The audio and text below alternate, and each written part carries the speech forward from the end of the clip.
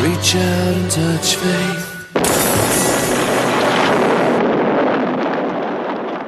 ვაგრძელებთ თეორემას, დიდი მადლობა რომ გვიყურებთ, როგორც უკვე იცით, დღეს ჩვენ ინსტიტუტებისადმი მოსახლეობის ნდობის, კლების გამომწვევ მიზეზებზე და ამის შესაძლო შედეგებზე ვისაუბრებთ. კიდევ ერთხელ წარმოგიდგენთ ჩემს სტუმრებს, ირაკლი ტაბლიაშვილი, ჟურნალისტი, ვანო მაჭავარიანი, საქართველოს პრეზიდენტის ყოფილი მრჩეველი, ემზარ ჯგერენაია, სოციოლოგი და გია ნოდია, პოლიტოლოგი. დიდი მადლობა რომ თეორემაში მონაწილეობთ კიდევ ერთხელ და ბატონ გიასთან მექნება პირველი შეკითხვა. ბატონ გია, ჩვენ მოვისმინეთ ლარი დაიმონდის ინტერვიუ, სადაც ის საუბრობს იმაზე, გადაჭრით ვერ ამბობს ცხადია, იმიტომ რომ საკმარისი ექსპერტიზა არ მაქვსო, მაგრამ რასაც მიყვებიან, იმის მიხედვით თუ ვიმსჯელებთ, საქართველოში რაც ხდება, ამას დემოკრატიასთან საერთო არ აქვს, იქიდან გამომდინარე, რომ არ შეიძლება ქვეყანას მართავდეს პირი, რომელიც ანგარიშვალდებული არ არის.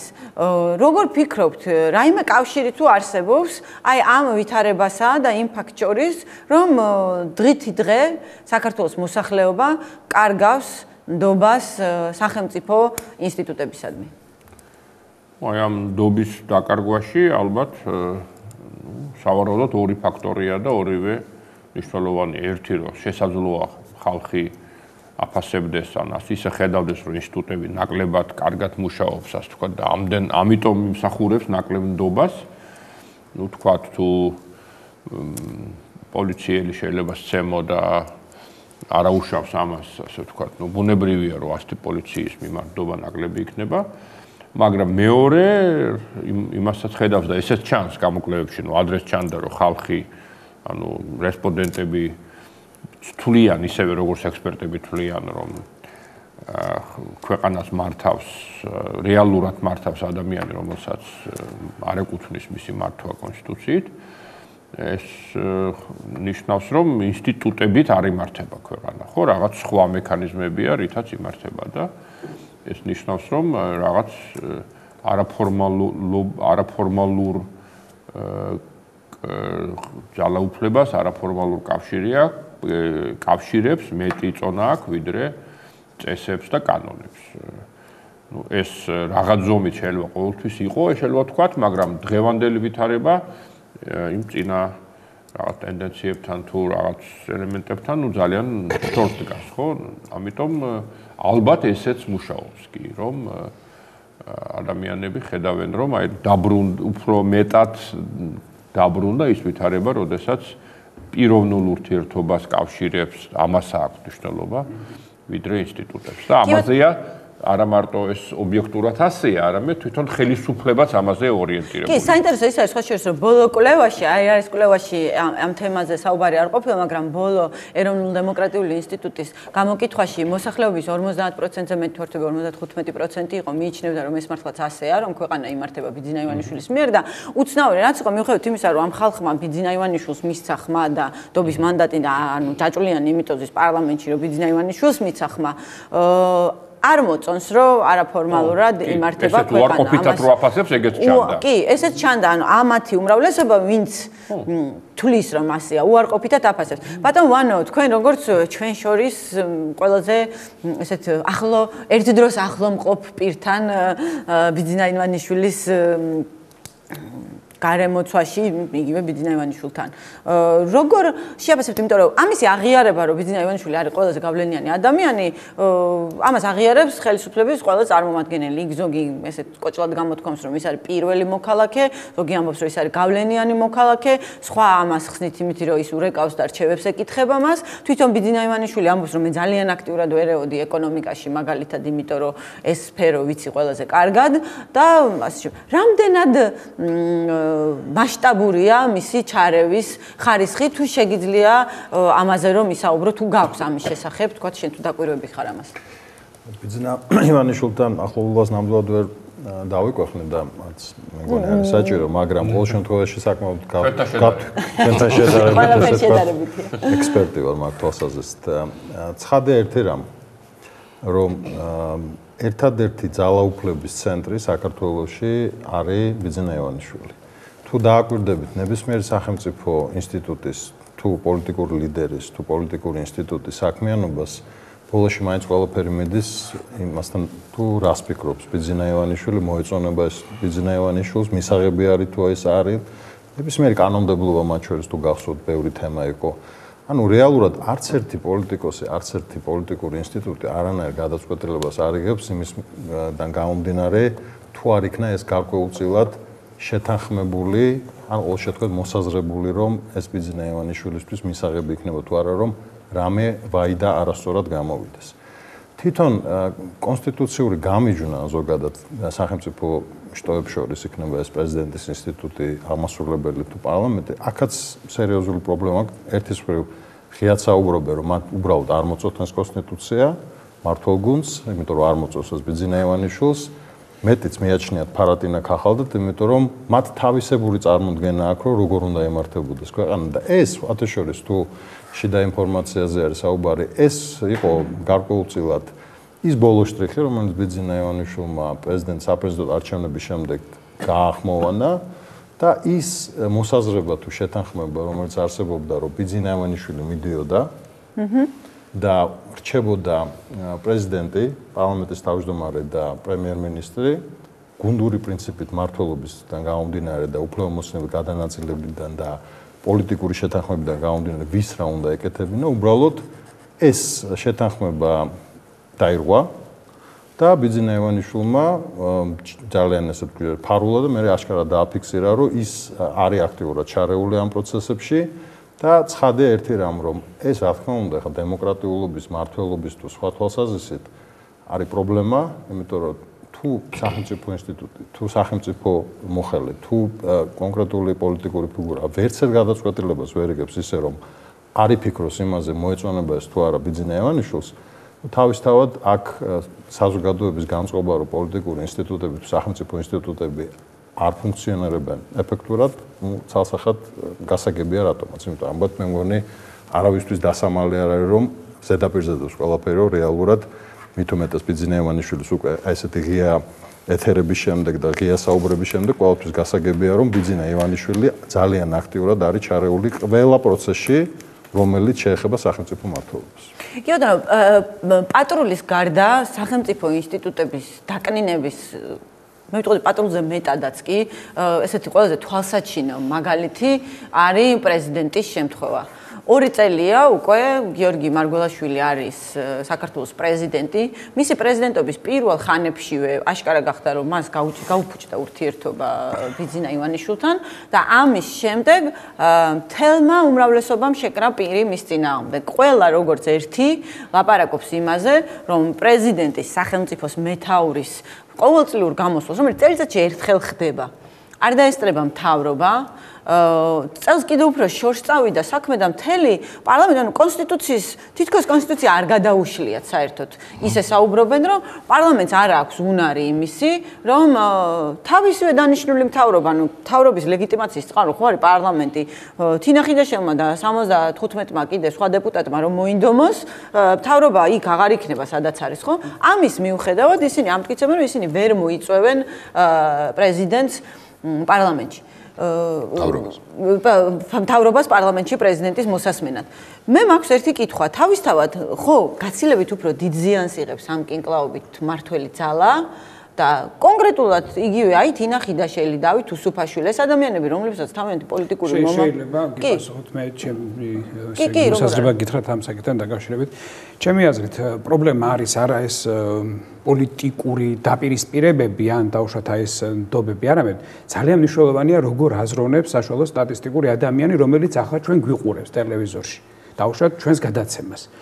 ვის მხარეზე ვართ ჩვენ, ვის ინტერესებს წარმოვადგენთ აქ რო შეხედვართ ჩვენ და ასე შემდეგ. ეს არის ის ფიქრი, რომელსაც პრაქტიკულად ყოველდღიურობაში არ ვაწყდებით, მაგრამ ჩანს და ადამიანები ფიქრობენ ამაზე. ანუ პრაქტიკულად პრობლემა არის იმაში, როგორ აზროვნებს მოქალაქე.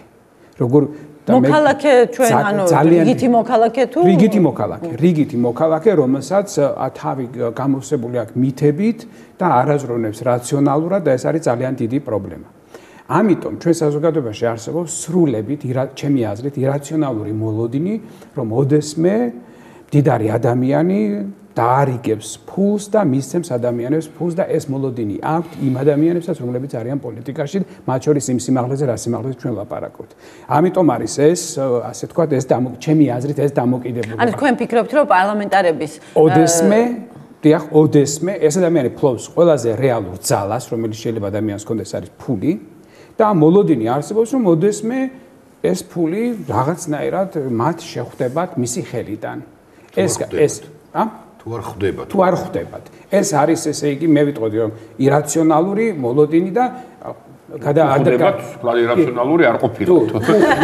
თუ ხდებათ ზოგს არის ყველაფერს მოგეხსენებათ რომ სამყაროში არაფერი თანაბრად არ არის განაწილებული, არც სიყვარული, არც ფული და არც ძალაუფლება, ამიტომ შეიძლება მე ამას ვუშვებ, თუმცა შეიძლება ახლა რასაც მე ვამბობ, ეს არ იყოს, არ გამოიყურებოდეს რაღაც მეცნიერულად და ასე შემდეგ. ეს ერთი მომენტია. თქვენ ახლა რასაც ამბობთ, შორს არ არის იმისგან, რაც მე გამიგია, ისევ უმრავლესობის ვთქვათ რიგებიდან, იმიტომ რომ იქაც ესეთი გრადაცია არის, მე როგორც ვიცი, ბიძინა ივანიშვილი, ჩემი ინფორმაციით და ჩემი წყაროს ინფორმაციით, რომელიც უმრავლესობაში მოღვაწეობს, მართლაც უხდის გარკვეულ დეპუტატებს. მე არ ვიცი მართალი გითხრათ. იქ თავისი ისინი ნიხრები აქვს, ვთქვათ, შესაძლებელია, მე არ ვიცი, მაგრამ ეს მოლოდინი არსებობს და ნუ ეს მოლოდინი სულ ბოლოს მოკვდება ოდესმე, მაგრამ ეს მოლოდინი არსებობს. კიდევ სხვა მიზეზებიც არის, მაგრამ ბატონი ირაკლი შემდეგ. კი ბატონო, მე მახსენდება ამასთან დაკავშირებით ფინანსური ინექციებთან დაკავშირებით ბატონ ივანიშვილის განცხადება თუ არ ვშტები გაკეთებული არჩევნებამდე, როდესაც მან თქვა, რომ დაახლოებით შემდეგი, რომ კორუფციაში არ უნდა გაისვარონ მომავალი თანამდებობის პირები და თუ რამე პრობლემა ექნებათ მათ და ეს ეგზისტენციალური პრობლემები შეიძლება ბევრ პარლამენტარს ათლაც აქვს, მათ შეუძლია მიმართონ ბიძინა ივანიშვილს დახმარებისათვის. არც მე არ გამოვრიცხავ, გულწრფელად გეტყვით, რომ პიროვნება, რომელიც Forbes-ის ბოლო მონაცემებით მაყურებელს და მსმენელმა იცის და ჩვენც ვიცით, ფლობს 5.3 მილიარდს ეს ოფიციალურად, რასაც ფლობს კაპიტალიზაცია მისი არის ამ თანხად შეფასებული, არ გამოვრიცხავ, რომ სხვადასხვა დოლარს და არც ევროს და არც ლარს, დოლარს უფრო რა პრაქტიკულად გაუთანაბრდა დოლარი და ევრო ერთმანეთს, აქედან გამომდინარე პრინციპულად მნიშვნელობა არ აქვს. ამას რას ვიტყოდით, რას სუროგატში წარმოვადგენთ ახლა ამას.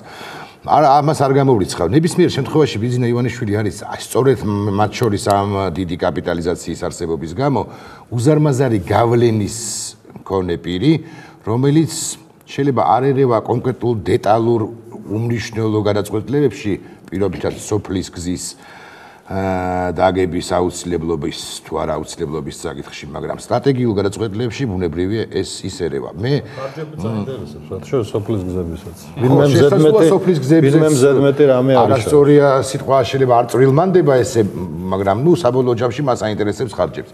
ალბათ, ყოველ შემთხვევაში ბიძინა ივანიშვილი არის ამ თვალსაჩინო ძალიან დიდი ძალაუფალი პიროვნება, რომელსაც პირდაპირ მნიშვნელობით რო წარმოვიდგინოთ, ყველა თანამდებობის პირი, ყველა მინისტრის მოადგილე პირდაპირ მნიშვნელობით შესციცინებს თვალებში. თუ თეორიულად წარმოვიდგენთ ესეთ რამეს, რომ პრეზიდენტი მარგველაშვილი, პრეზიდენტი ყოფილიყო არა გვარად მარგველაშვილი, არამედ წარმოვიდგინოთ, რომ ყოფილიყო ივანიშვილი. მას გადაეწყვიტა 2013 წელს საპრეზიდენტო არჩევნებში მონაწილეობა და შესაბამისად მაღალი ალბათობით ის გაიმარჯვებდა კიდეც. წარმოგიდგენიათ რა, როგორ ერთმანეთს გაასწრებდნენ ქუთაისისკენ მიმავალ გზაზე ჩვენ დეპუტატები, რომ მოესმინათ თუნდაც ესეთი შემცირებული უფლებების მქონე პრეზიდენტის გამოსვლისათვის, რომელიც წელიწადში ერთხელ იმართება, როგორც თქვენ ბრძანეთ. მაგრამ შეგნებული, მიზანმიმართული დისფუნქციურობა სახელმწიფო ინსტიტუტებაო და განიცადონ დისფუნქციურობა ბევრის აზრით. და ეს მე თუ მკითხავთ, მე რომ მკითხოთ, ეს არის აბსოლუტურად მიზანმიმართული ქმედებები იმისთვის, რომ სახელმწიფო როგორც ასეთი დასუსტდეს და ეს შორს წაგვიყვანს კიდე რატომ. რომ აი ნაციონალური ესე იგი მოძრაობის ლიდერების მთავრობა და ასე შემდეგ, ანუ ძველი მთავრობა ბოლოსკენ ჩემთვის შესამჩნევი გახდა, რომ საზოგადოებაში არსებობდა რაღაც მოთხოვნა ისეთ ადამიანზე, ან ინსტიტუტზე არა, რომელიც ინსტიტუტებს მიღმა დგას, მაგრამ არის სამართლიანობის გარანტი. ეს რაღაც ტიპის მოლოდინი, რომელიც ჩვენ გამოყვა, რომელიც ესქატოლოგიურია, რელიგიური კომპონენტის შემცველია და ასე შემდეგ, და მთლად რაციონალური არ არის, მაგრამ ეს მოლოდინი არსებობდა. ბატონი ბიძინა დღეს არის სწორედ ასეთი ადამიანი. რა გაძლევთ ამის თქმის საფუძველს, რომ ეს მოლოდინი არსებობდა? ეს მოლოდინი არსებობდა, იმიტომ რომ ჩვენ ვართ ახალგაზრდა სახელმწიფო, ინსტიტუტების მშენებლობა ახალგაზრდა სახელმწიფოში ძალიან ძნელია. პრობლემური ამბავია, რატომ? იმიტომ რომ კოლონიალურ სისტემაში საზოგადოებაში რომელსაც სახელმწიფო არ მქონია, ფორმალურ ინსტიტუტებს აქვს ძალიან მაღალი წონა. იმიტომ რომ ჩვენ საბჭოთა კავშირის პირობებში ჩვენი ფორმალური ინსტიტუტებით, ქართული სუფრით, ტრადიციით და ასე შემდეგ ვუპირისპირდებოდით კომუნისტურ სისტემას. ჩვენ ვაშუქებდით განსხვავებას რუსებისაგან, დაუშვათ ან რაღაც საბჭოთა სისტემისაგან, რომ ჩვენ ფად ეს არა ვართ. ამიტომ ეს ძლიერი ნდობა არსებობს არაფორმალურ ურთიერთობების მიმართ და ინსტიტუტები ტკივილიანია, ახალია, უპიროვნოა, ის არ იცი როგორ მოგექცევა. ანუ საქმე რას ეხება, იცით რომ ერთი მხრივ ინსტიტუტები თავაზობს ყველას უნივერსალურ წესებს. ის გეუბნება რომ შენ ემზარჯგერენაი ხარ, კიდე მეორე ადამიანია, ორივეს ინსტიტუტი ჩვენ უნივერსალურად მოგექცევა. ანუ ჩვენთვის მას განსაკუთრებული წესები, ცალ-ცალკე არ ექნება, მაგრამ ჩვენ იმის გამო რომ ასეთ სახელმწიფოში ცხოვრების გამოცდილება არ აქვს, ჩვენ პარტიკულარულ წესებს ვითხოვთ ხოლმე. აი ჩემთვის რა, ჩემთვის გააკეთე. ნუ ეს რაღაცა. კი, ეს თვითონ შემიჩნევია, აი მაშინდელი ელიტის წარმომადგენლები, ვინც იყვნენ მაგათი შვილები, რომელთანაც ძალიან ბევრთან მე ვთქვათ მეგობრობდი, ის მქონდა, სულ აი მაგალითად გუდაურში ვიყავით, ხო და ბევრი ხალხი ვეღარ ყველა ერთმანეთს ვიცნობდით, ანუ ექსკლუზიურად მათი იყო ის. ქართველისთვის ყოველთვის პრობლემა იყო, მე კი არ ვაბობ ამას ამე ესე ქედმაღლობით ვინ მესმერთ, აი მე ამ საზოგადოების შვილი ვარ, მაგრამ ეს უნივერსალური წესები, რომელიც უპიროვნოა, სადაც შენ არ გექნება არანაირი შემოვლითი გზა, ნათესაური, ახლობლური, პარტიკულარულ შენთვის განსაკუთრებულ წესებს ვერ იპოვი, არის პრობლემური ჩვენი საზოგადოებისთვის. ამიტომ ეს ინსტიტუტების ესეთი სიმტკიცე და სიმყარე, რომელიც ადრე გქონდა, ნდობა, მაინც შინაგანად აწუხებდათ ადამიანებს. და ადამიანები ადრე გქონდაში გულისხმობ სისხლიან 9 წელს.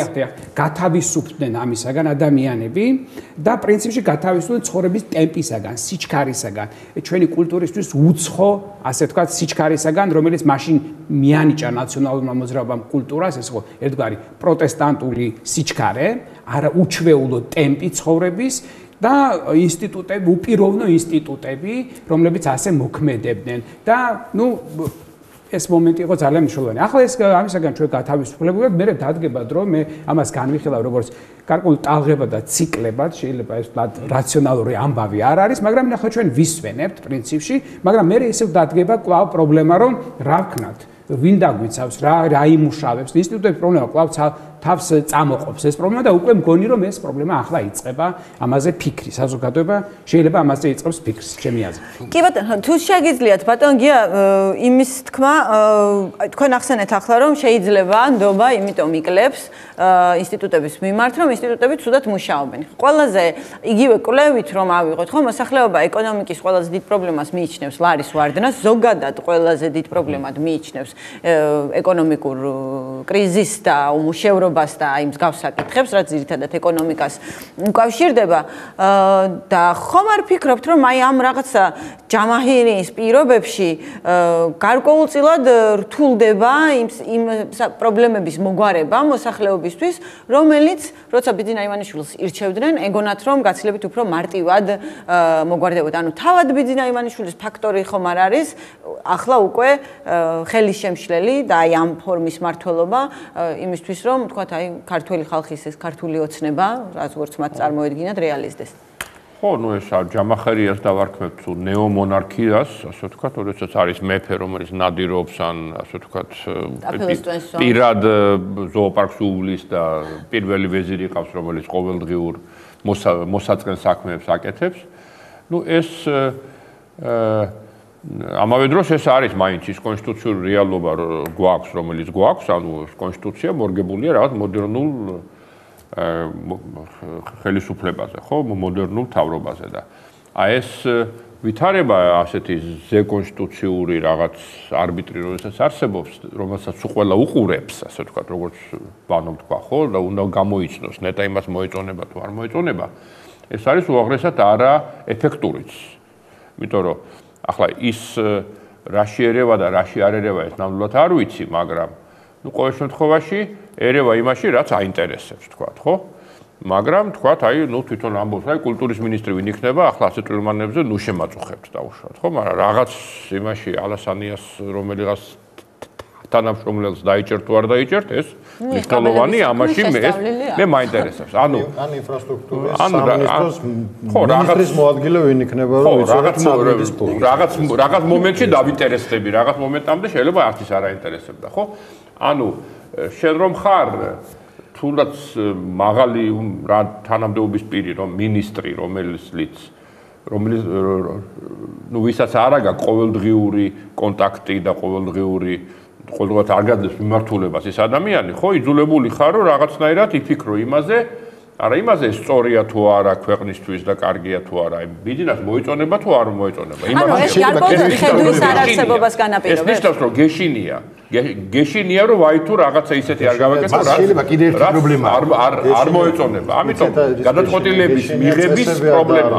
იმის პიროვნების წესები არის, რომელიც ხო, რა თქმა უნდა, ეს არაფორმალური ეს არაფორმალური წესების დარღვევა არავის არ ახლა მithumedes ახლა ადრე ის მაინც ვიცოდით რამდენიმე თვის წინ, რომ ის პირველი ვეზირი თუ პრემიერ-მინისტრი მართლა სარგებლობდა ბიძინა ივანიშვილის ყველაზე მაღალი ნდობით. მართლა ჰქონდა ეს დომა. ახლა ესეც აღარ არის. ხო, ახლა დავინახეთ, რომ ის ბანში, ესე იგი, არენდობა იმას, იმ ადამიანს, პრემიერ-მინისტრს, რომ თავისი გარემოცვა დანიშნოს, ვის გაუხარდება, ის ყავდეს, ასე ვთქვათ, საკვანძო თანამდებობებზე, მაგრამ პრემიერ-მინისტრად ტოვებს, ხო?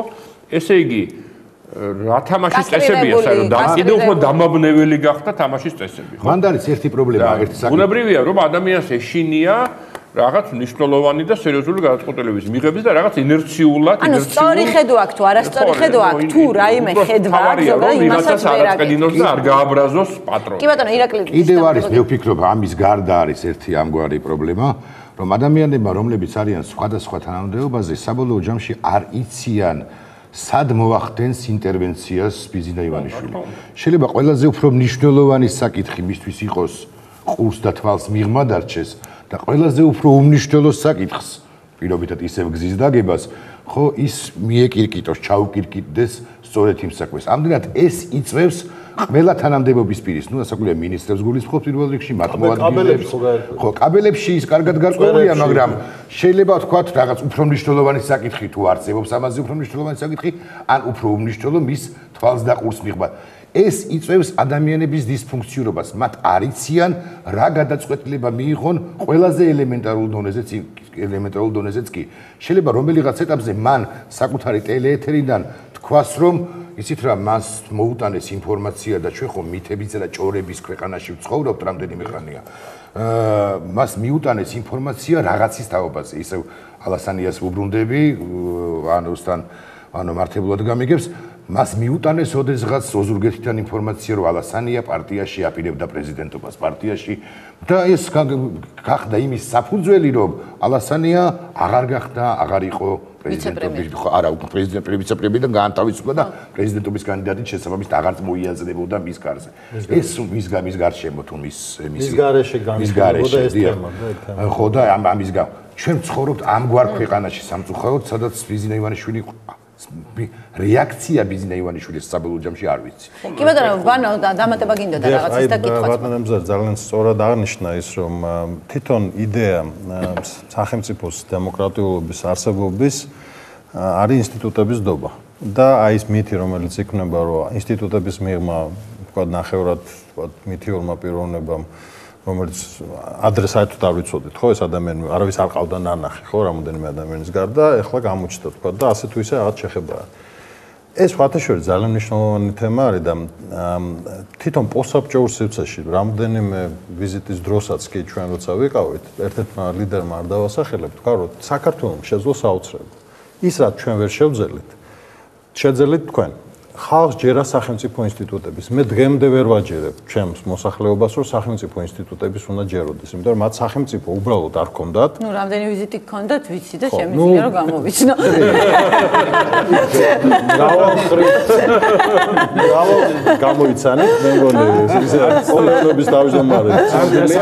და მრავალხრივი ფორმატებიც იყო აქედან გამო. ამიტომ ეს ითვლებოდა რომ საქართველოს იყო რაც გარკვეულწილად ფენომენი რომ ინსტიტუტების მიმართ შეიქმნა ნდობა რომ ინსტიტუტ შეუძლია მოქალაქის ძალიან ბევრი პრობლემა მოაგვაროს და ეს ნდობა მით უმეტეს როგორც შეხედავდით მართლა რეალურად დაფუძნებული კონკრეტულ საქმეზე. მეორე მომენტი არის ზუსტად რასაც საუბრობს და რაც ესე ვთქვათ ჩვენ საუბრობდით რომ არაფორმალური წესებია. ის რაც მოხდა მარგველაშვილთან მიმართებაში, ესე ვთქვათ, ინტერპრეტაცია გუნდში იყო, რომ მან ეს არაფორმალური წესები დაარღვია. არავინ არის ეს წესები რა არის, გარდა იმისა, რომ ბიძინა ივანიშვილმა თქვა, რომ მან ეს წესები დაარღვია. და ეს წესი ამ წესის დარღვევა იყო ის, რომ წესები არ არსებობს, დაწერილი კანონები არ არსებობს. რა დაარღვია იმ პერიოდში. მათ ისინი ვერ გეუნებოდნენ, მთელი რიგი მინისტრები მოდიოდნენ საქმის გასარჩევად, დასალგებლად და კითხვა ისმებოდა რა წესები დაირღვა. მე გეტყვით რა წესები. თვითონაც არ იცოდა რა წესები დაირღვა, გარდა იმისა, რომ ბიძინას განწყობა და გზავნილი იყო ის, რომ მარგველაშვილმა წესები დაარღვია და თქვენ მაქსიმალურად ბლოკირება გაუკეთეთ ამ ადამიანმა, რომ ამან იგრძნოს, რომ ის ზედმეტია ამ გუნდში და იფიქროს საერთოდ არის მისი ადგილი პოლიტიკურ სივრცეში. ეს იმდენად უგუნურად და იმდენად არასწორად კეთდებოდა მათ შორის იმ ადამიანების მხრიდან, რომელიც დემოკრატიულობას იბრალებენ და ლექციებს გვიკითხავენ ტელევიზიიდან თუ როგორ უნდა წავიდეს საპარლამენტო საქმიანობა თუ დემოკრატიული პროცესები, უბრალოდ ამაზე რძენი იყო. იმიტომ კითხვა ისვებოდა რა წესები დაირღვა. არაფორმალური, რომელიც არავინ არ იცის. გარდა ბიძინა ივანიშვილის განწყობებისა, ეს არანორმალურია უბრალოდ და უსუფაშვილის როლი როგორი იყო ამ პროცესში? მე ვფიქრობ, რომ უსუფაშვილის როლი, მოდით ესე ვთქვათ რა, ყველაზე დიდი სარგებელი მარგველაშვილის და ივანიშვილის კონფლიქტში მიიღო ხიდაშელმა და უსუფაშვილმა. ის გახდა ფავორიტი, ანუ ის რა როლიც ეჭირა მარგველაშვილს, ივანიშვილის ფავორიტი. რა თქმა უნდა, ეს ყოველთვის მიუღებელი იქნებოდა ხიდაშელისთვის და უსუფაშვილისთვის. დღეს ისინი ალბათ ყველაზე მეტად ესე ვთქვათ იხეირეს იმით, რომ მარგველაშვილს და ივანიშვილს შორის ის ურთიერთობა, რომელიც ძალიან ახლო იყოს, რეალურად აღარ არსებობს. ის რომ უსუფაშვილი ძალიან ხშირად მოდიოდა, რომ ესე ვთქვათ დაელაგებინა ბჭყალებში თუ არ დაელაგებინა ეგ ცალკე თემა ურთიერთობა. სახეზეა რომ არ დაალაგდა ხო ეს ურთიერთობა. და ის მინიშნებები, რომელიც ასევე იყო და ის პირველი გამოსვლა, რომელიც ჰქონდა პრეზიდენტს, მათ შორის თავრობის არდასწრებით და მათ შორის ესე ვთქვათ გადავადებებით ამ გამოსვლის და საერთოდ კითხვის თვეში დადგა რომ მოგცემთ საშუალებას რომ ამ გამოსვლისთვის თუ არა ჩვენ ვიომეთ ამ გამოსვლისთვის პირდაპირ შემიძლია გითხრათ რომ მარგველაშვილს შარშან ქონოდა გამოსვლის საშუალება პარლამენტში და ეს იყო პრეზიდენტის პრინციპული პოზიცია. საერთოდ იყო საუბარი ხო არ გადადებდი და ეს ყველაფერი დროში იწერებოდა. ხო არ გადადებდი და ხო არ გადადგებოდი არ ყოფილა? ყველაფერი იყო. მოდით პირდაპირ. იმდენად არასწორად პროცესი მიმდინარეობდა. იმიტომ ამბობ დაიბნა ხალხი რა მოხდა. იმიტომ რომ მთელი თემა რა იყო?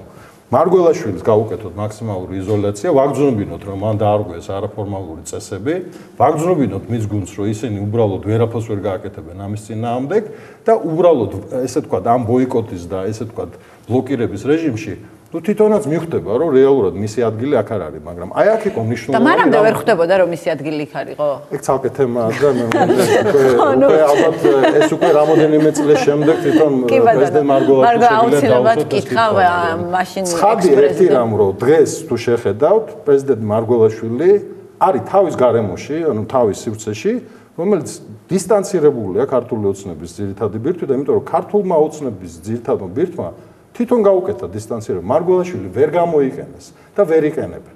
ვერ ჩიდა თემებში, ვერ საგარეო თემებში. ეს მათი უბრალოდ უნიათობის თემაა, თორე არ შეიძლება პრეზიდენტი თავზე შემიგუნდა და ვერ იყენებდა შენი საქმე. სხვა შეიძლება ეს უნიათო ძალიან კარგად შეისის ხორცა ხალხმა თვითონ, იმიტომ რომ აი ვოქსპოპზე რომ გადიხარ მაგალითად, აი ეს უნიათო რაც დაიძრა, რომ უნიათო მთავრობა და ბიძინა ივანიშვილსაც დაუმახსოვრებია. ხალხი პირდაპირ იმეორებს, რომ მთავრობა არის უნიათო, თავის ინიციატივით. ხა ეს უნიათო ხო არ არის ესეთი ხშირი სიტყვა, რომელიც ხდება, მაგრამ მთავრობა არის უნიათო. მაგრამ მე რა მაინტერესებს იცით და ბატონი რაკლი, თქვენ როგორ ფიქრობთ, ამ ბატონ გია თქვენს ანუ ესეთი დისკუსია გქონდეს, რომ ყველა შეეძლოს აზრის გამოხატვა ცალ-ცალკე კითხვებს აღარ დავსვავ. შესაძლებელია თუ არა, რომ ოდესმე აი ამ უნიათო მთავრობამ მოსახლეობის დიდი ნაწილის აღქმით, მნიშვნელოვანი ნაწილის აღქმით, ყოველ შემთხვევაში ბიძინა ივანიშვილს დააბრალოს თავისი უნიათობა. ბატონო გია დაიწყეთ თუნდაც. თული კითხვა. ხო, წარმოუდგენლო. არა, ეგ გასაგებია რომ შეიძლება ვერ გაბედოს, მაგრამ არა, მე გეტყვით, ჩემს მოსაზრებას გეტყვით, ცალკეულმა პირებმა ამ მთავრობიდან უნიათო მთავრობა ხო ერთიანი ორგანიზმი კი არის მოცემულ ეტაპზე, მაგრამ ცალკეული პირებისაგან შედგება, ცალკეული პირები, რომლებსაც რომლებსაც ეყოფათ ეს სითამამე, შესაძლოა მათ დააბრალონ არაფორმალ მმართველ ბიზინა ივანიშვილს საკუთარი რეუნიათობა. დავარქვათ ეს. პირობითად რაღაც რომელიღაც სამინისტროს ხელმძღვანელმა. მთავრობას თუ ერთიან ორგანიზმად წარმოვიდგენთ, რომელიც ერთი პირით ლაპარაკობს, ბუნებრივია ერთი პირი ვერასოდეს ვერ იტყვის იმის საწინააღმდეგოს, რასაც ამბობს ან აკეთებს მათი მმართველი, მათი ხელმძღვანელი, არაფორმალი ხელმძღვანელი ბიზინა ივანიშვილი. მომავალში კიდე ყველა საბოლოო ჯამში ყველაფერი უნდა განვიხილოთ დინამიკაში. მომავალში მე უფრო სხვა რამე მაფიქრებს და მაშინებს. ეს უნიათო მთავრობა მისი ანტონიმი ნიათიანი ბუნებრივი არ არის, მაგრამ ხერხემლიანი, ეფექტიანი გახდება თუ არა, მაშინ შედარებით ეფექტიანი, თუ ბიზინა ივანიშვილი კვლავ მოახდენს უკვე ღია ინექციებს, ღია ფინანსურ ინექციებს მოახდენს თქვათ არჩევნების წორს. აი ლარი ეხლა დევალვირებულია, ხო? ჩვენ ვიცით 2.22-ია პრაქტიკულად 2.23-ია მისი კურსი. თუ მოახდენს ბიზინა ივანიშვილი უკაცრავად მისთვის ჩაასხავს ფულს არჩევნების წორს და გაასწორებს ამ ლარს ლარი და 80-ზე, ლარი და 90-ზე, ოღონდ არჩევნების წორს და ამაზე ააგებს მთავრობა საკუთარ მომავალ PR კამპანიას, რომ რამდენად ხერხემლიანი, რამდენად რაც თქვა შემაშველებად ნუგია, რამდენად ეფექტიანი არის ის მთავრობა. ოღონდ მომავალში 2016 წელს მარიფატიანი. ხო, აი მაგ შემთხვევაში რა ხდება? ბიზინა ივანიშვილი მანიპულირებს ჩანს მას აქვს ბერკეტები რომ მანიპულირება მოახდინოს მათ შორის ლარის თემითაც ეკონომიკის ცოდნა კი აქვს აიმისო რომ მან შეძლოს მანიპულირება ცოდნა მოყვება არის ასე ვთქვათ სტრუქტურული პრობლემა როგორც სოციალურ მეცნიერებებში ამბობთ ხოლმე ანუ ისე აგებული ეს ხელისუფლება რომ ის ვერ გახდება ხიანი ეფექტიანი და ასე ვთქვათ საქმის გამკეთებელი მოკლედ ახლა შეიძლება რაღაც კონკრეტული პროექტი იყოს ისეთი რომელიც გამოცხადდეს და ბიზინა ივანიშვილმა გამოაცხადოს რაღაც ძალიან მნიშვნელოვნად და ძალიან ბევრი რესურსი იმაზე წავიდეს, მაგრამ მთლიანობაში ასე ვთქვათ, როგორც მექანიზმი ის არ ამუშავდება, იმიტომ რომ ის ამისთვის არ შექმნილა და ისე არ შექმნილა, რომ მართლა იმუშაოს. ის შეიქმნა იმისთვის, რომ უბრალოდ არსებობდეს და ის რომ პროტესტი წამოვიდეს ამ ასეთი კაბინეტიდან, როდესაც ასეთ კაბინეტში არის ადამიანი, რომ რამდენიმე წელი, 2 წელი, ხო, იქ უკვე მე მგონი ინავლება, ასე ვთქვათ, იმის უნარი, რომ აი დამოუკიდებელი პოლიტიკური ასე რაღაც აქტორი გახდეს და რაღაც ამბიცია შეიმუშავოს.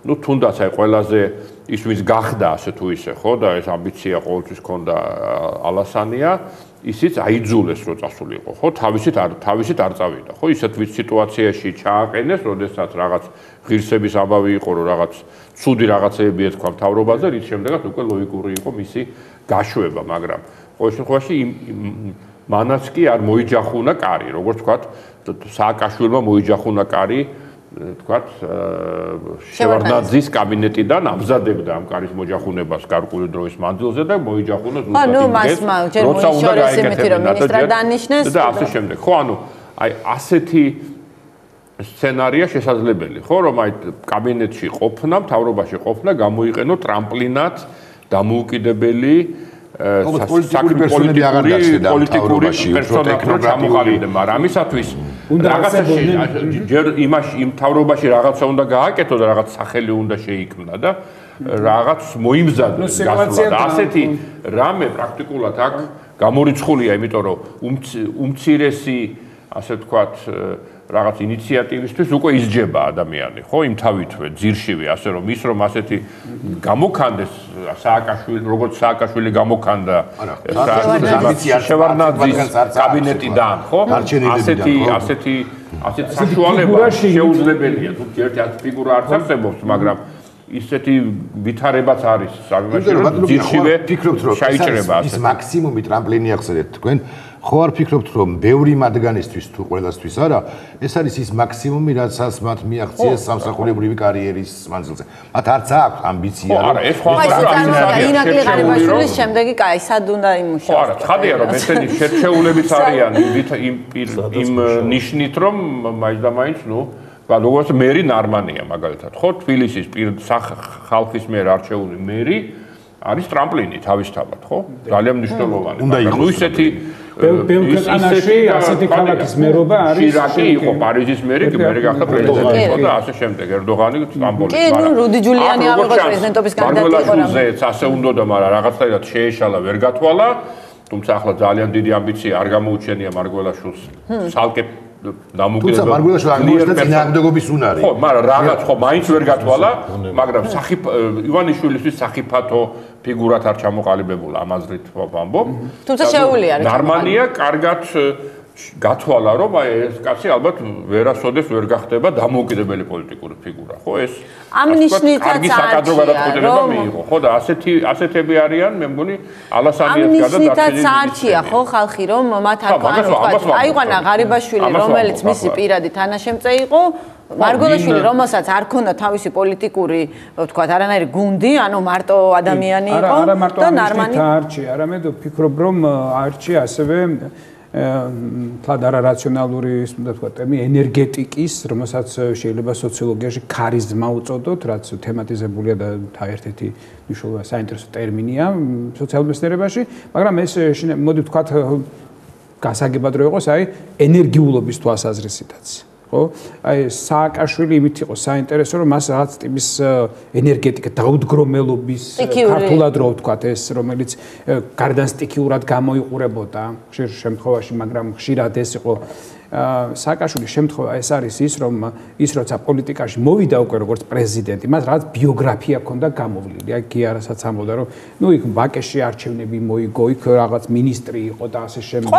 ანუ პრაქტიკულად მას ჰქონდა კარიერა. ჩვენნაირი ტიპის ქვეყნებისთვის პოლიტიკური კარიერა მთავარი არ არის. ჩვენთან პოლიტიკოსებად ადამიანები ყალიბდებიან როგორც ზღაპრის გმირები. აი დედაბერი შეხვდა, ვაშლი მოქცა, შვილი აყავდა, შვილი გაიჭდა და არ იცი რატომ და როგორ.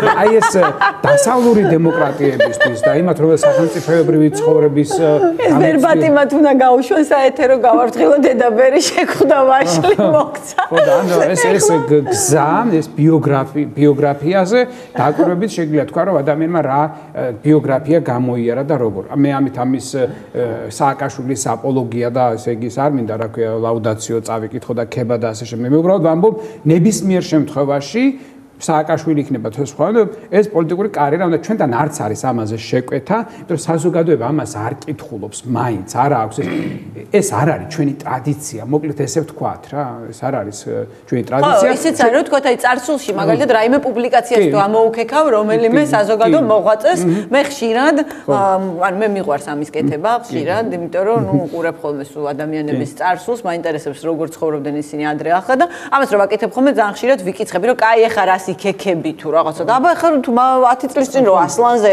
ამბობდა რომ არ ვიცი მე ის თulis რომ საქართველოს უნდა იყოს უპირველეს ყოვლისა თუ ასე შემდეგ ის ადამიანი დღეს ჩემთვის რატომ უნდა იყოს კრედიბილური ხო ანუ გასაგებია ხო ჩვენ როგორც მოქალაქეებს არ გვევალება ის რომ ხანგრძლივი მეხსიერება გქონდეს რომელიმე პოლიტიკური ფიგურის ბიოგრაფიის მისი გამონათქვამების ამას აკეთებს მედია ის ამუშავებს პოლიტიკურ ფიგურებს ის ეძებს ამ ციტატებს გამონათქვამებს მე იწევს ექსპერტებს და მაგალითზევა უნდა იყოს ასე ამ თვალსაზრისით, მაგრამ ჩვენ მაინც ესე იგი ჩვენ გვაქვს ყველა ის სინდრომი, რომელიც შეიძლება გქონდეს, მე არ მიყვარს ეს გარდამავალი საზოგადოება და რაღაც კარგად არ მისმის ეს ტერმინები სად რაში გადადის და როგორ. ეგ საკამათო საკითხია ჩემთვის ყოველ შემთხვევაში, მაგრამ აი ეს პოლიტიკური კულტურა, მყარი არა გვაქვს. ჩვენ ახლა ჩვენ მივდივართ პრაქტიკულად ბრმებივით, ხელის ცეცებით და სინჯვით.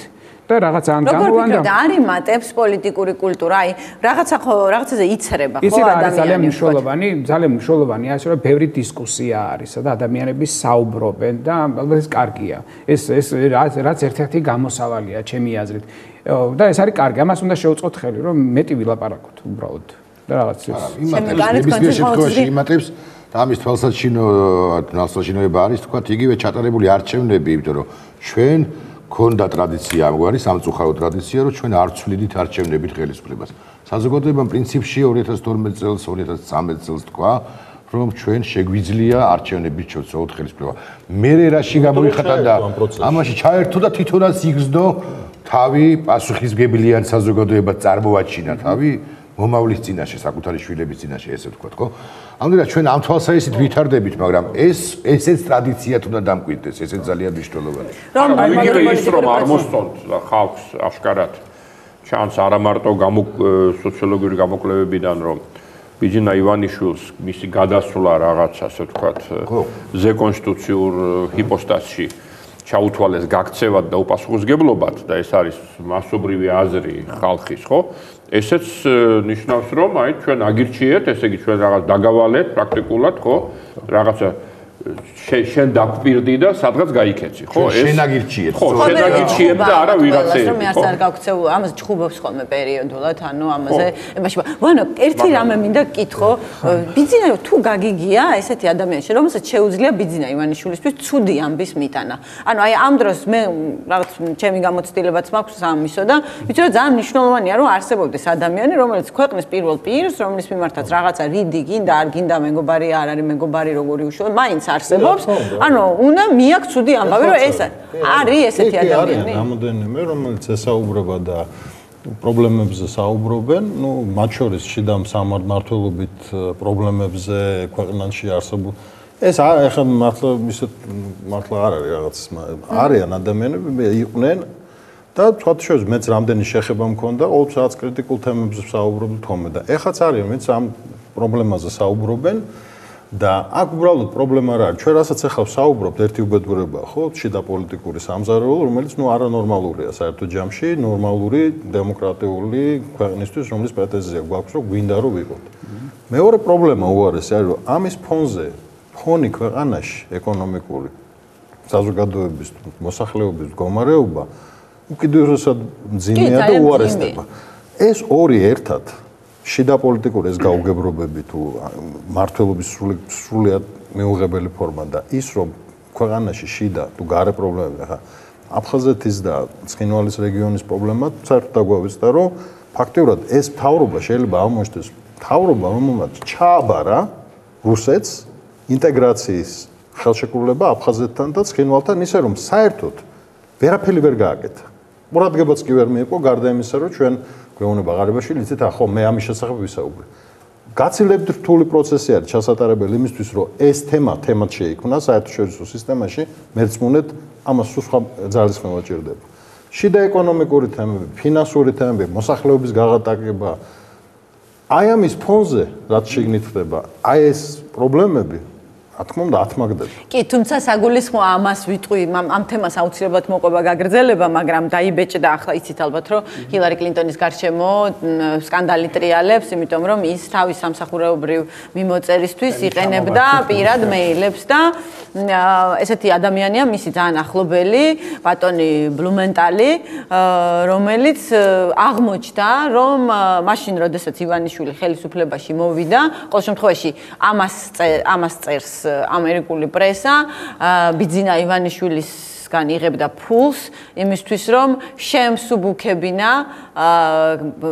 თავისი ვთქვათ რაღაცა სახელმწიფო დეპარტამენტს შემსუბუქებინა ხელისუფლების კრიტიკა ოპოზიციასთან მოპყრობის გამო. ანუ ამას აკეთებდა. საინტერესოა იყენებს თუ არა თავის ფულს რესურსს, ანუ ამ შემთხვევაში გასაგებია რომ თავის თავზე კრიტიკის არიდება უნდოდა და ისე ვთქვათ გაჭყლეტვა ოპოზიციის რომ სახელმწიფო დეპარტამენტიდან არავის დაერეკა, მაგრამ საინტერესოა იყენებს თუ არა ბიძინა ივანიშვილი თავის ფულს იმისთვის რომ აფხაზეთის და სამხრეთ ოსეთის პრობლემები დღის წესრიგში იდგეს, ვთქვათ, საერთაშორისო თანამეგობრობის, იმიტომ რომ ინტენსივობას თუ შევხედავთ, ეს ასე არ არის და ეს უფრო გამოწვეულია, ну, თვითონ საგარეო პოლიტიკაში მე თუმეტეს თუ თანმიმდევრობა, ინტენსიურობა თუ დაირღვა ძალიან რთული ამ თემის თავიდან წამოწევა, მით უმეტეს უკრაინის ფონზე და თან ახლა ადამიანები, ვინც ამაზე მუშაობენ, თვითონ პიროვნებები, თვითონ თემები უნდა, ესე ვთქვათ, თვითონ უნდა წარმოადგენდნენ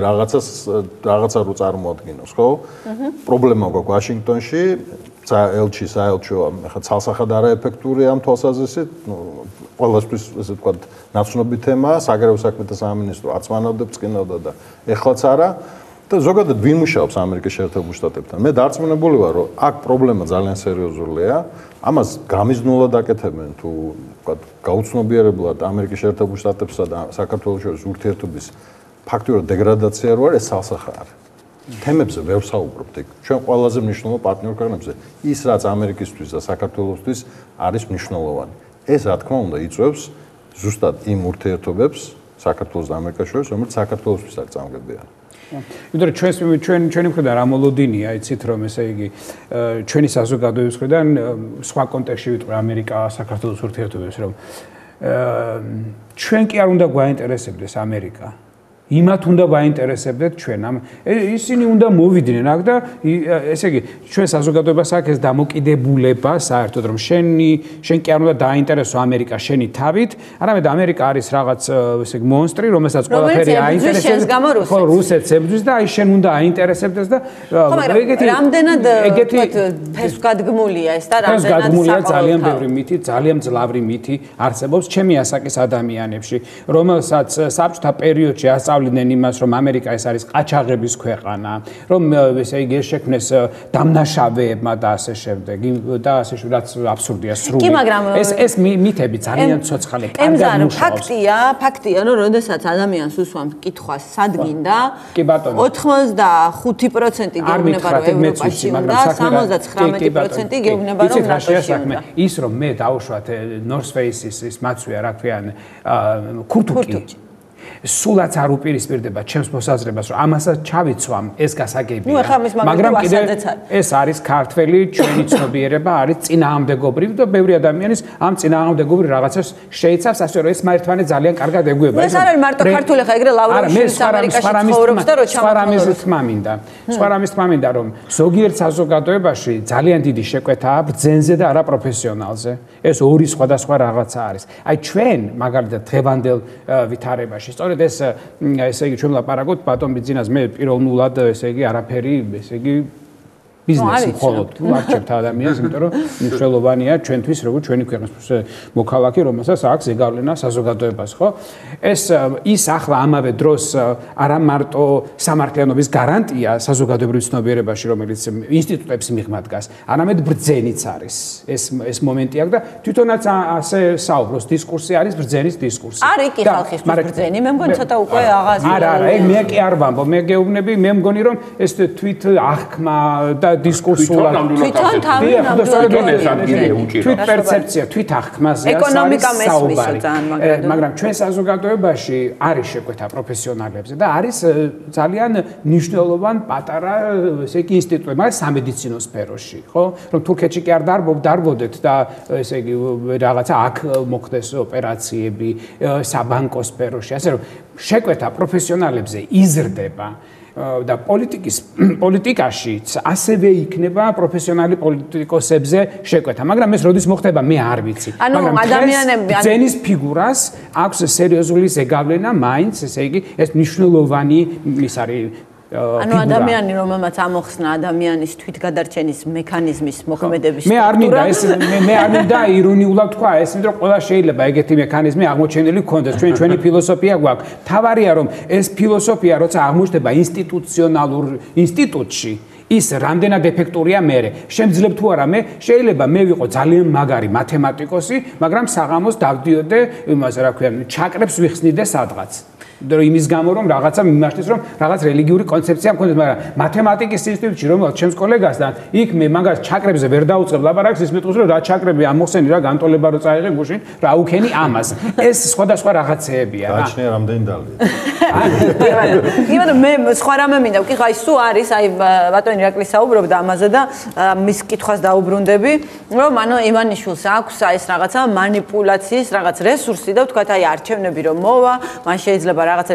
როგორ ფიქრობთ, დღეს მას აი ამ სიტუაციაში, როდესაც საზოგადოება განხილულია და დიდი ალბათობით განხილვის პროცესი გაგრძელდება, იმიტომ რომ მთავრობა როგორც წესი არ უყვართ ხოლმე, მით უმეტეს მთავრობასთან ასოცირებულია, მით უმეტეს არაეფექტიანი მთავრობა, რომლის პირობებშიც ლარი გაგექცა, ცხოვრება გაგიძვირდა შესაბამისად, გაღარიბდი და ასე შემდეგ. ხო, სიღატაკის მიღმა, სიღატაკის ზღვარცხოვრის მიღმა ცხოვრებთა რიცხვი ჯერ კიდევ შარშან იყო გაზრდილი 1.5-ჯერ და ეხლა ალბათ კიდევ უფრო რთული ვითარება იქნება, ხო, ამ ყველაფრის ფონზე.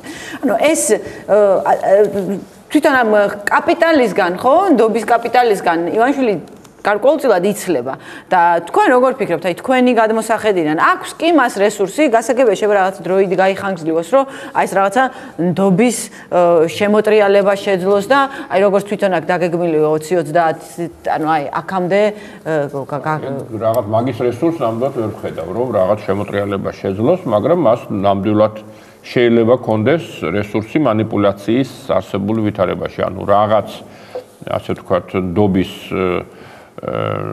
მომხრეების რაოდენობა თავისი ადმინისტრაციული თუ ფინანსური თუ სხვა რესურსების წყალობით კონდეს რაღაც ბირთვი და შემდეგ რა კი ბოლო გამოკითხვა გვიჩვენა საკმაო ესე იგი პლურალიზმი, ასე ვთქვათ და არა პარტიების პლურალიზმი. დანარჩენი, ანუ ერთია რომ მას მისი მხარდაჭერა კი ჩამოვიდა ქვევით, მაგრამ ჯერჯერობით ერთი სერიოზული ასე ვთქვათ კონკურენტი არ ყავს. ხო, ყავს ბევრი კონკურენტი, რომელიც ჯამში შეიძლება ყველა ერთად აჯობოს კიდეც, რომ შეკრიბო ყველა კონკურენტი.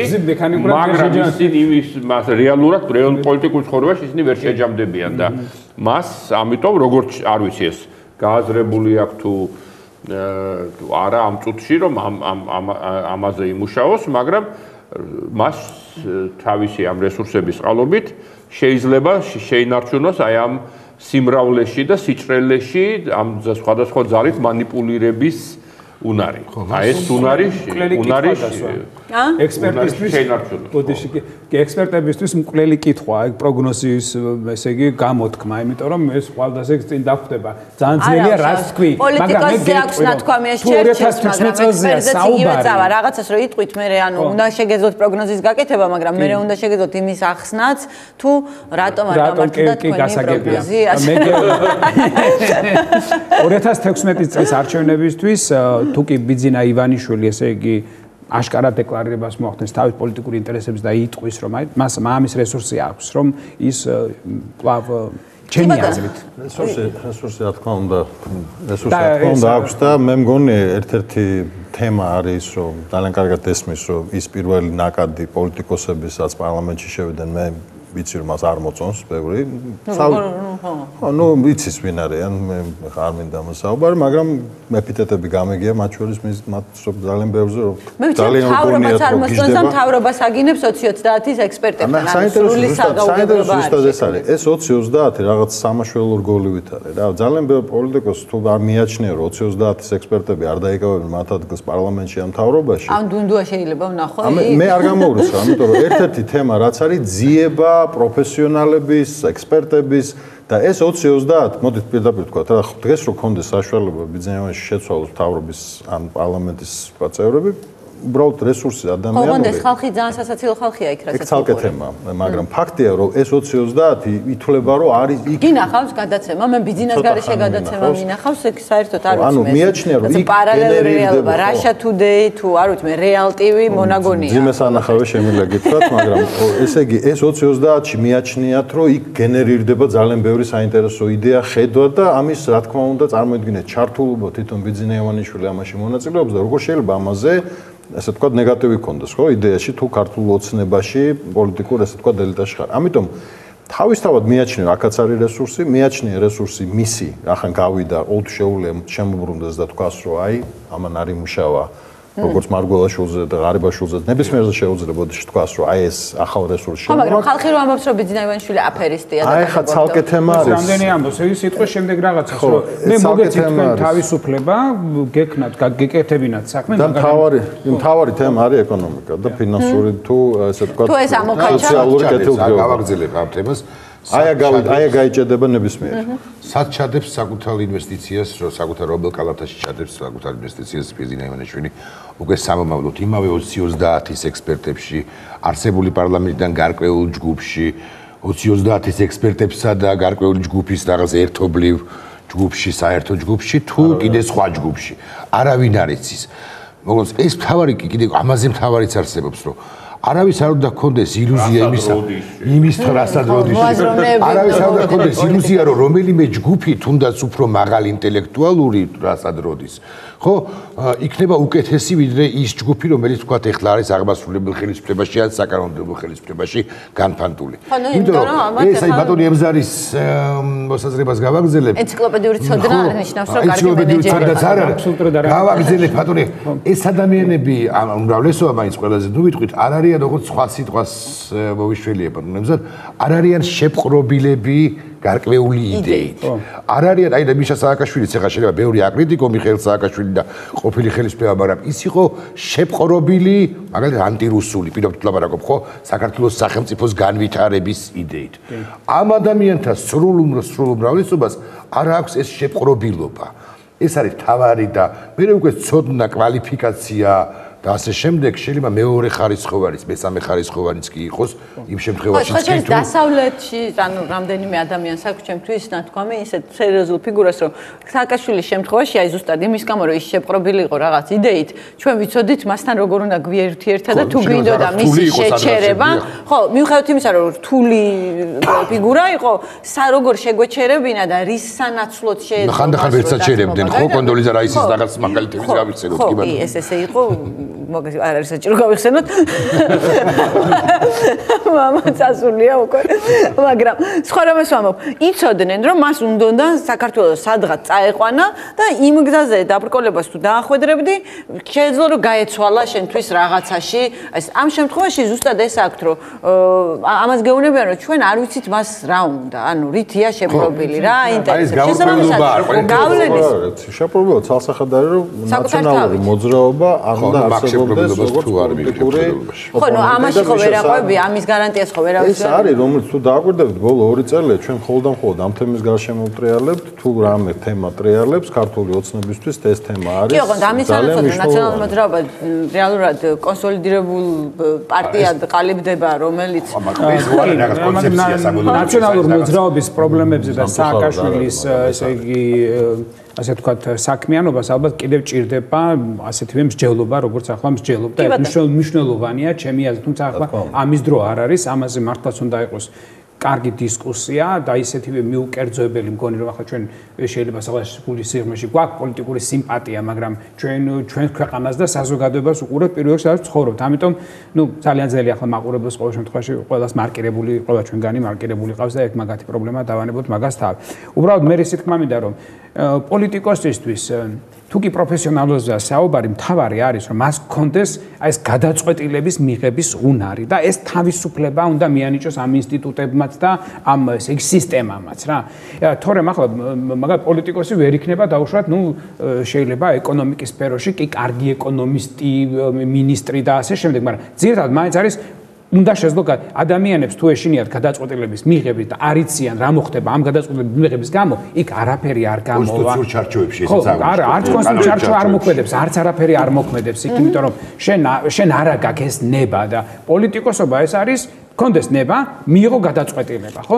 ჩვენ ხედავთ რომ გადაწყვეტილების მიღების გამო ზოგიერთი პოლიტიკოსი დაისაჯა და შეცვალა. ბატონო, ხო მე არ შეცვალო და თქვა რომ მე ამას ვიცავ, ამას წარმოვადგენ, ეს არის ჩემი ნება რომ ასე და ბოლო კითხვა უნდა დავსვა ყველას მინდა რომ ამაზე პასუხის გაცემის შესაძლებლობა მოგცეთ.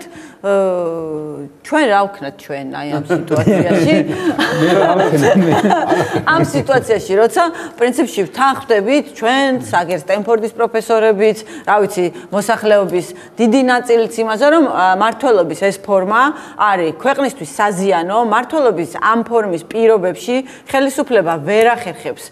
თუნდაც თავისი მწირი იქნება ეს თუ არამწირი ეს შეფასების საკითხია კომპეტენციის რეალიზებას, იმიტომ რომ შესწიცინებს ვიღაცას თვალებში და ეს აზარალებს თითოეული ჩვენი მოსახლის, ნუ თუ არ ჩავთვლით, არ ვიცი მე რაღაცა ბიძინა ივანიშვილის პენსიაზე ვინც არის მათ ინტერესებს, პირდაპირ აი ვიღაცას აქ მათ ჯიბეში ხელი ჩაყოფილი და ფულსაცლის თითქმის ყოველ დღე ლარი უფასურდება, ყოველ დღე მოსახლეობის ჯიბიდან ფული ამოაქვს ვიღაცას. აი ამ სიტუაციაში როგორ შეიძლება ამ ტიპის რეჟიმთან გამკლავება. მეცხადი ეხა რეცეპტებს ვერ მოგთხოვთ, უბრალოდ რაღაც თუ გიფიქრიათ ამაზე, რომ აი რა შეიძლება გაკეთდეს. არსებობს ერთი მეთოდი დემოკრატიის პირობებში, ეს არის ყოველგვარი პრობლემის თანთქმა არჩევნების მეშვეობით. ან არჩევნებს უნდა დაველოდოთ და იქნება პოლიტიკური დაპირისპირებები და გამოიკვეთება ძალები და ჩვენ არჩევნების მეშვეობით გადავწყვეტ საერთოდ ამ პრობლემას დაუშვათ, ხო? მოსახლეობა ყველა მიიღებს თვითონ გადაწყვეტილებას. მეტი სხვა გამოსავალი, სხვა რეცეპტი აქ არ არსებობს რა, ვერანაირად ვერაფერს ვერ ვიზამთ, სხვა რა ვიცი. ხო, არა, მანამდე გქონდეს ბევრი დისკუსია, ბევრი კამათი, ბევრ თემაზე მსჯელობა, მაგრამ 2016 წლის არჩევნებმა მივიდეთ ყველანი. ხო, კონკრეტული შეკითხვებზე უნდა გავჩეთ კონკრეტული პასუხები, მანამდე ეს ჩვენ გვეხება, ასე ვთქვათ, ის ადამიანებს, ვისაც შეკითხვებს გვისვამენ. და როდესაც მოვა დრო, რაციონალური გადაწყვეტილება არა მითებზე და არა რაღაც, ასე ვთქვათ, მისტიკაზე აგებული გადაწყვეტილებები მიიღო. და რა თქმა უნდა, მსჯელობა ძალიან მნიშვნელოვანია, მაგრამ ძალიან კონკრეტულ თემებზე ახლა ნებისმიერი მთავრობა მოდის სხვა მთავრობას, ესე ვთქვათ, ემშვიდობები იმისთვის, რომ შენი ცხოვრება უკეთესი იყოს, ხო? მოქალაქის პრინციპი ეს არის, ისთვის ვირჩევ სხვა მთავრობას. უმშევრობა იქნება ეს ეკონომიკური მდგომარეობა, სოციალური, ბიზნესის გამო, იმიტომ რომ ყველაფერზე საუბრობენ და ყველაფერზე საუბრობთ, გარდა იმისა, რომ რა მდგომარეობა არის დღეს ეკონომიკაში, საშუალო ფენა, რომელიც ერთ-ერთი ძალიან მნიშვნელოვანია. მაგრამ როგორ საუბრობთ ამ სტუდიაში ძალიან ბევრი. ხო, ანუ ზოგადად მე ვსაუბრობ აი პოლიტიკურ წრეებში, რაზეც არის ხო საუბარი. ყველაფერზე არის საუბარი, გარდა იმისა, რომ ის ძირითადი, ესე ვთქვათ, დასაყრდენი დემოკრატიული საზოგადოების მიუხედავად ლაერ დაიმონდი მიაჩნია, რომ ყველგან შესაძლებელია, მაგრამ ხარისხი ჩვენი დემოკრატიულობის რაც გვინდა რომ იყოს აღმოსავლეთ ევროპული, საშუალო ფენის მდგომარეობა, ღარიბდება ეს საშუალო ფენა, ფართოვდება. რატო იყო ქართველი ადამიანი კმაყოფილი, ხო, რაღაც პერიოდი, იმიტომ მას საშუალო ფენად მიაჩნდა ყოველთვის თავი და ეს არის დასაყრდენი ცენტრალურ აღმოსავლეთ ევროპის გამოცდილება ზუსტად ეს არის.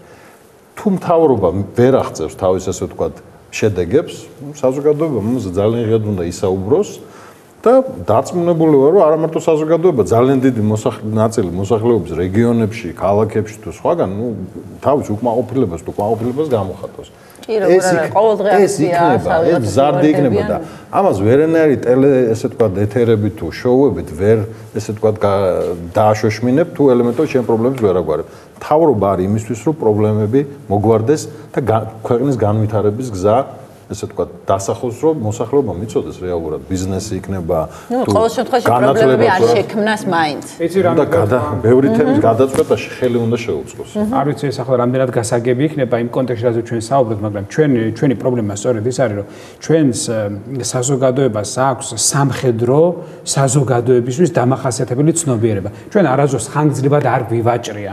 ვაჭრობა, კომერციალიზაცია და ვაჭრობის სფერო იწვევს ადამიანების რაციონალურ აზროვნებას ხელს უწყობს რა. მითებისაგან თავისუფლება ის რა. აი ამისაგან ეს ჩვენ ეს საზოგადოება არ არის, ეს გამოსვლება არ აქვს ჩვენ ვართ ტიპიური სამხედრო ფეოდალური საზოგადოების შვილები, ამიტომ ჩვენ გვაქვს ირაციონალური მითები. მე კი სოციოლოგი ვარ და სტატისტიკას უნდა ვენდობოდე, მაგაზე ჩემი აზრი მაქვს, როგორც სოციოლოგს, მე მაგას ოდესმე გეტყვით, მაგრამ მე მინდა რომ ჩვენ შევძლოთ ღმად ჩავიხედოთ იმ სიზმრებში, რომელსაც ჩვენ ვხედავთ და იმ მოცნებებს თავში, რა ჩვენ თავში გვაქვს ხოლმე და ჩვენ თავში არა გვაქვს კომერციალიზებული არ არის სოფელიც, ქალაქიც, ვაჭრობა, რომელიც რაციონალიზმს იწვევს და მითებისაგან ადამიანებს ათავისუფლებს, ეს ჩვენ საზოგადოებაში არ არის. ამიტომ თქვენ ოპტიმისტი ადამიანები ბრძანდები და ძალიან სასიამოვნოა, რომ ესეთი რამ მესმის თქვენგან, ჩემთვის პიროვნულად, მაგრამ ჩვენ დიდხანს ვერ გამოვალთ ამ მდგომარეობიდან რა. ჩვენზე იკიბატონებს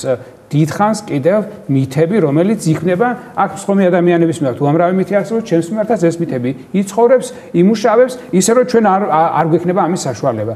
ამიტომ გაიმარჯვებს ის პოლიტიკური ძალა, რომელიც კიდევ უფრო უკეთეს მითს შესთავაზებს საზოგადოებას და არა რაციონალურ იდეას. ვიცოდი რომ ესე პროვოკაციულად დაასრულებდა ემზარი ჩვენს დისკუსიას. დაპირებები ქვია, მითი თუ გეგმა, მაგას ქვია დაპირებები, რომელსაც აზრობდა. მე მგონი ჯობია რომ რაციონალური გეგმა წარმოადგინოს მითად შეფუთული. ხო, აი ეს იქნება ოპტიმალური. დიდი მადლობა ბატონებო იმისთვის რომ თეორემას სტუმარი იყავ. დიდი მადლობა მაყურებელს იმისთვის რომ გიყურა. ჩვენ ერთმანეთს ხუთშაბათ შევხვდებით. კიდევ ერთხელ დიდი მადლობა თქვენი ყურადღებისთვის.